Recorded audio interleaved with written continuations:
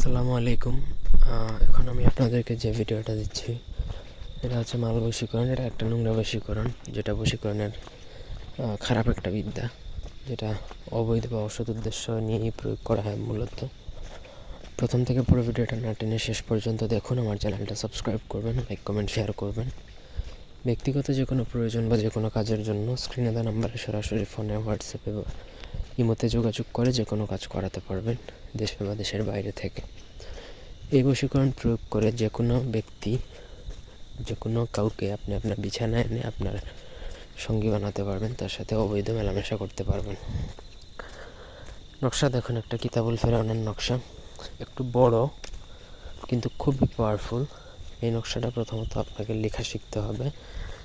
এটা হচ্ছে আপনাকে অরিজিনাল কেশর এবং কস্তুরি দুইটা কালি একত্রে মিশিয়ে, সেই কালির সাথে নিজের একটু স্পার্ম বা বীর্য মিশিয়ে কালি তৈরি করে ওই কালি দ্বারা আপনাকে নকশাটা লিখতে হবে ভোজপাতায়। ভোজপাতায় লেখার পর আপনি যার জন্য মূলত এটা প্রয়োগ করতেছেন, নিচে তার নাম, তার মায়ের নামটা লিখতে হবে। এটা মূলত মহিলা বা মেয়েদের উপর প্রয়োগ করা হয়। তো আপনি যার জন্যই প্রয়োগ করেন তার নাম লিখবেন, তার মায়ের নাম লিখবেন।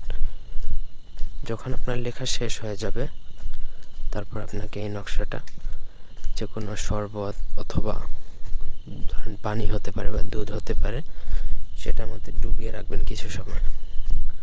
ডুবানো হয়ে গেলে সেই পানি বা দুধ বা শরবত উদ্দিষ্ট ব্যক্তিকে খাইয়ে দিলেই তৎক্ষণাৎ সে আপনার প্রতি মোহিত হবে, এবং এই মোহিত হওয়ার সাথে সাথে সে আপনার প্রতি আকর্ষিত হয়ে যাবে, আপনার সাথে মেলামেশা করতে চাইবে। এই বশীকরণ একবার প্রয়োগের ফলে সেটা একটা না 1 সপ্তাহ স্থায়ী থাকে। ওই 1 সপ্তাহ আপনি তার সাথে যা খুশি তা করতে পারবেন। তবে এই না যে এটা আপনি খারাপ উদ্দেশ্যে প্রয়োগ করতে হবে। এটা আমি শিক্ষার স্বার্থে দিচ্ছি। একান্ত প্রয়োজনে আমার সাথে যোগাযোগ করবেন। ধন্যবাদ।